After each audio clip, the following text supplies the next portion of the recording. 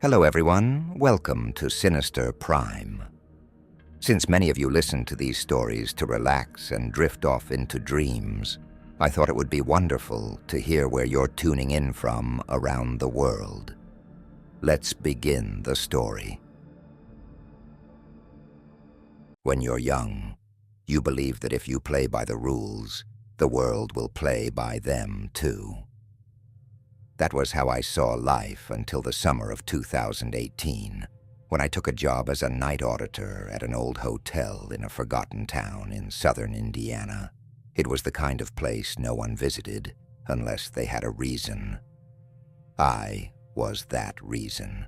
I needed money to get through college, and the job paid well enough for me to make it work.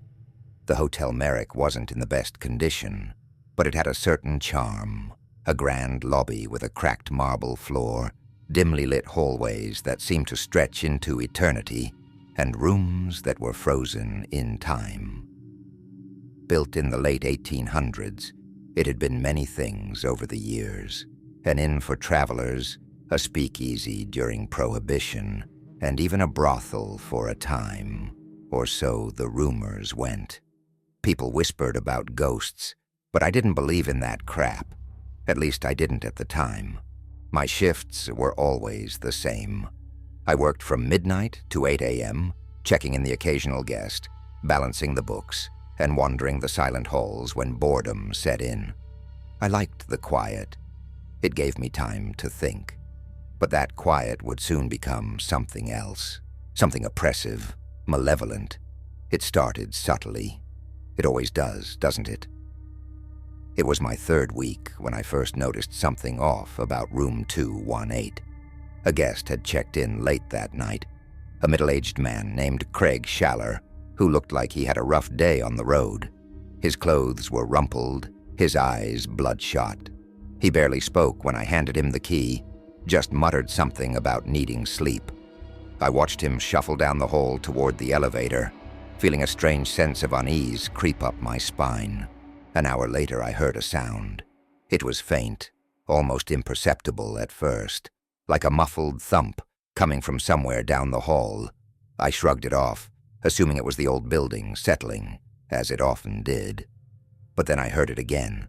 This time, it was louder, a definite bang, followed by a dragging sound, like something heavy being pulled across the floor. I checked the monitor. There was no one in the lobby. No one coming or going. My gut told me something was wrong, so I grabbed the master key and made my way up to the second floor. The air felt different up there, heavier, stifling. The lights flickered as I walked down the hall toward room 218. The door was ajar, just slightly, but enough to send a shiver through me. I knocked softly. No answer. I knocked again, louder this time. "Mr. Schaller? Everything all right in there?" Still nothing. I pushed the door open, half expecting to find the man passed out on the bed after too much to drink. What I found instead was far worse. The room was trashed, furniture overturned, the sheets ripped from the bed, lamps smashed. But it was the smell that hit me first, a rancid metallic stench that made my stomach churn. And then I saw him, Craig Schaller, crumpled in the corner, his face contorted in a frozen mask of terror. His chest was caved in like something had crushed him from the inside out. Blood soaked the carpet beneath him, seeping into the cracks of the wooden floorboards. But there was no sign of a struggle. It was like he had been pinned down by something I couldn't see. Something far stronger than any human being. I backed out of the room, heart pounding, my mind racing to make sense of what I'd just seen. My first thought was to call the police, but something stopped me, an instinctual, primal fear that told me there was more to this than just a murder. I slammed the door shut and rushed back to the lobby, dialing the manager, Karen Beaumont. She picked up after a few rings, her voice groggy and irritated. "Karen, it's Sam," I said, my voice shaking. "There's something wrong. Room 218. A guest. He's dead. It looks like... I don't know what it looks like, but it's bad." There was silence on the other end, a long, heavy pause before she finally spoke. "I'll be there in 15 minutes, she said. "Don't touch anything. Don't call the police yet." Her words struck me as odd, but I didn't have time to question them. I sat at the front desk, staring at the security monitor, my hands trembling as I waited. My mind kept replaying the image of Schaller's face, his eyes wide with horror, his mouth open as if he had been screaming when he died. Karen arrived faster than I expected, her face pale and drawn as she walked through the door. She didn't ask questions, just nodded for me to lead her to room 218. When we got there, she hesitated before stepping inside, her eyes scanning the room with a look of recognition that sent a chill through me. She knelt beside Schaller's body, her face grim. "We need to clean this up," she said flatly. I blinked at her, disbelief washing over me. "What?" "We need to call the cops." "No," she snapped, standing up to face me. "We can't call anyone, not yet. There are things about this hotel you don't understand, Sam. Things that have been happening here for years." I stared at her, my heart hammering in my chest. "What the hell are you talking about?" Karen sighed, rubbing her temples like she had a headache. "There's something in this building. It's old, older than the hotel itself, and it's been here a long time. Room 218. It's where it manifests. Sometimes people die. Sometimes they just disappear." I felt my blood run cold. "You're telling me a fucking demon killed that guy?" Karen didn't answer right away. Instead, she looked at me with a weary expression, like she had been carrying this burden for far too long. "I don't know what it is, but it's not human, and it feeds off fear, off suffering. Every so often it takes someone."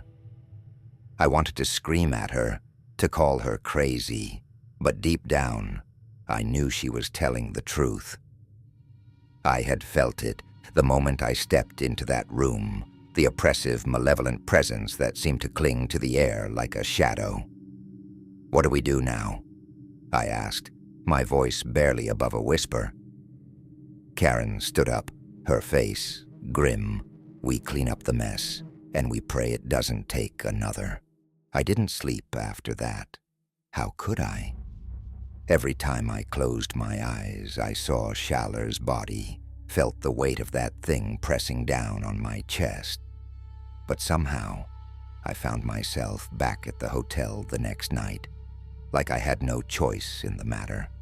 The lobby was empty, the air thick with an unnatural stillness. I kept glancing at the clock, counting down the hours until my shift was over. But then, at exactly 3 a.m., the phone rang. I stared at it for a moment, my heart skipping a beat before I picked it up. "Front desk," I said, my voice shaky. There was silence on the other end, a low, crackling static that made my skin crawl, and then a voice. Soft, barely audible. "Help me."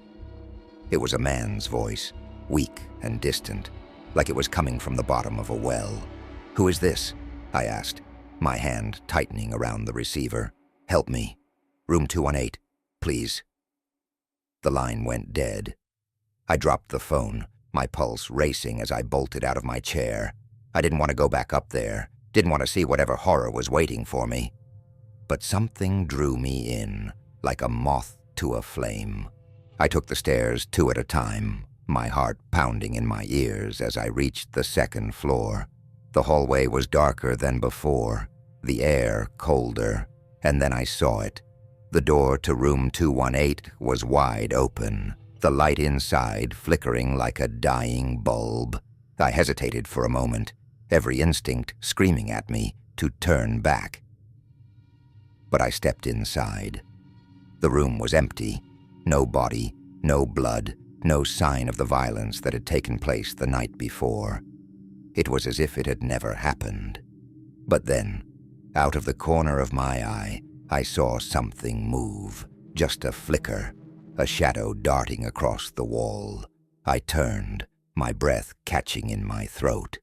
Standing in the corner, half hidden in the darkness, was a figure. Its form was indistinct, shifting and writhing like smoke, but its eyes, those eyes were burning coals, staring straight into my soul. I couldn't move, couldn't scream. I was paralyzed, frozen by the weight of its gaze.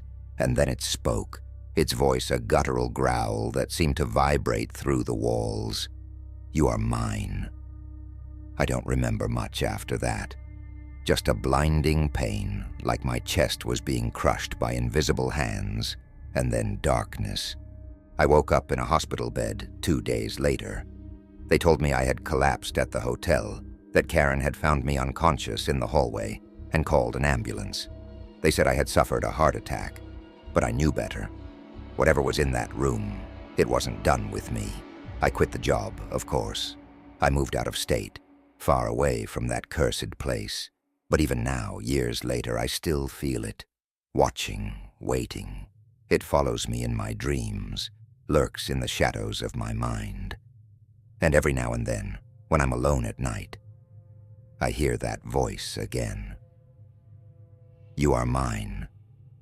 It's only a matter of time.